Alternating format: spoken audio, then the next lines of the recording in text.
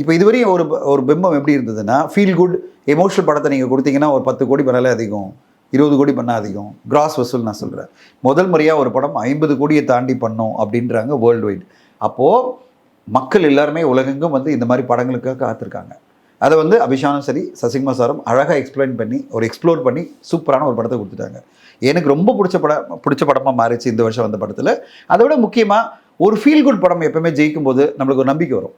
Only commercial வணிக ரீதியான படங்கள் மட்டும் வெற்றி அடைவது வந்து வெற்றியை நான் பார்க்க மாட்டேன். ஒரு ஹாரர் படம், ஒரு காமெடி படம், ஒரு த்ரில்லர் படம் அதை மட்டுமே ஜெயிக்கிறது வாழ்க்கை கிடையாது. உண்மையான வாழ்க்கை என்னன்னா அன்பை பற்றி பேசுகிற படங்கள், வாழ்க்கையை பற்றி பேசுகிற படங்கள்.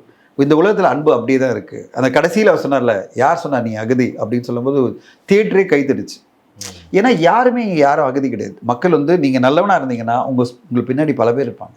நீங்கள் மற்றவங்களுக்கு நல்லது பண்ணீங்கன்னா, மற்றவங்களுக்கு அன்பு செலுத்துனீங்கன்னா பல பேர் உங்கள் பின்னாடி இருப்பாங்கன்றத இந்த படம் மூலமாக ரொம்ப சூப்பரான ஒரு கருத்தை வந்து அபிஷான் இந்த சின்ன வயசில் சொல்லியிருக்காரு.